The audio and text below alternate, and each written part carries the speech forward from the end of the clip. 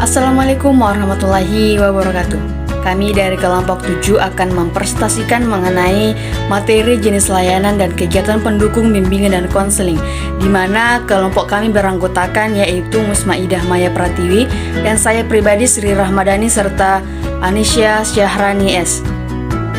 Persatu, layanan orientasi.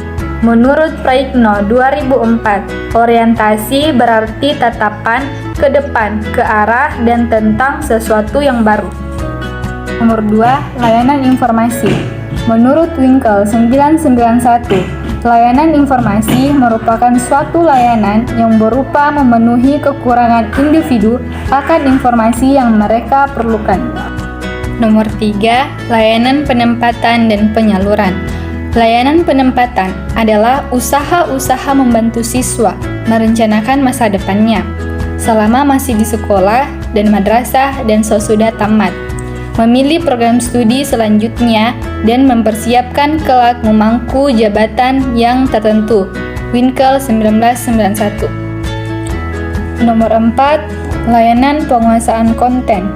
Menurut Praitno 2004, layanan penguasaan konten merupakan suatu layanan bantuan kepada individu atau siswa, baik mandiri ataupun berkelompok, untuk menguasai kemampuan atau kompetensi tertentu melalui kegiatan belajar.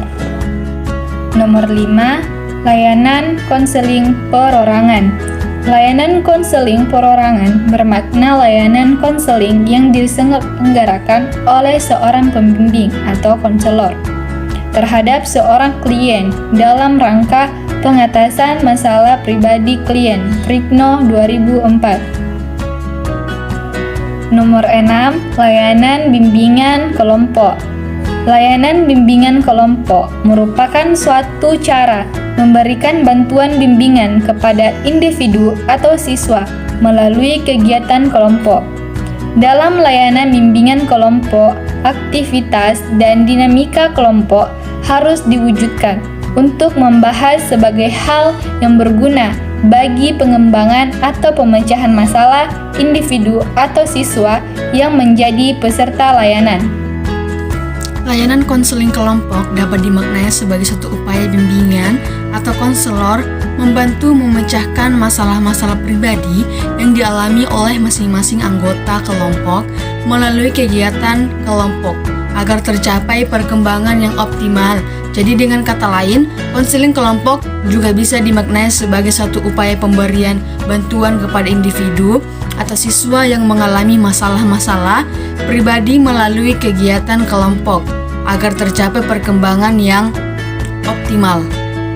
Layanan konsultasi merupakan layanan konseling yang dilaksanakan oleh konselor atau pembimbing terhadap seorang pelanggan atau konsulti yang memungkinkannya memperoleh wawasan, pemahaman, dan cara-cara yang perlu dilaksanakannya dalam menangani kondisi atau permasalahan pihak ketiga. Jadi menurut Praitno 2004 menyatakan bahwa konsultasi pada dasarnya dilaksanakan secara perorangan dalam format tatap muka antara konselor sebagai konsultan dengan konsulti. Layanan mediasi. Jadi menurut Praitno 2004, layanan mediasi merupakan layanan konseling yang dilaksanakan oleh konselor terhadap dua pihak atau lebih yang sedang dalam keadaan saling tidak menemukan kecocokan. Jadi berdasarkan makna ini, layanan mediasi juga berarti layanan atau bantuan terhadap dua pihak atau lebih yang sedang dalam kondisi bermusuhan. Adapun kegiatan pendukung pelayanan bimbingan dan konseling yaitu yang pertama yaitu aplikasi instrumental. Jadi aplikasi instrumental ini bertujuan sebagai aplikasi instrumental adalah supaya diperolehnya data tentang kondisi tertentu atas diri klien atau siswa.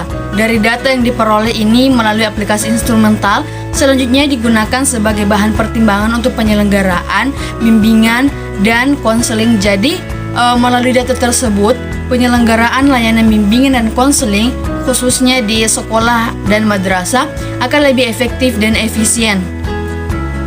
Yang kedua yaitu himpunan data. Jadi, penyelenggaraan himpunan data bertujuan untuk memperoleh pengertian yang lebih luas, lebih lengkap, dan lebih mendalam tentang masing-masing peserta didik. dan membantu siswa memperoleh pemahaman diri sendiri. Yang ketiga yaitu konferensi kasus. Jadi konferensi kasus bertujuan untuk mengumpulkan data secara lebih luas dan akurat serta menggalang komitmen pihak-pihak yang terkait dengan kasus atau masalah tertentu dalam rangka pemecahan masalah. Selanjutnya yaitu kunjungan rumah. Jadi kunjungan rumah ini bertujuan untuk memperoleh data yang lebih lengkap dan akurat tentang siswa berkenaan dengan masalah yang dihadapinya. Selain itu juga bertujuan untuk menggalang komitmen antara orang tua dan anggota keluarga lainnya dengan pihak sekolah atau madrasah, khususnya berkenaan dengan pemecahan masalah klien. Dan terakhir yaitu alih tangan kasus. Jadi alih tangan kasus atau layanan rujukan bertujuan untuk memperoleh pelayanan yang optimal dan pemecahan masalah kelainan secara lebih tuntas.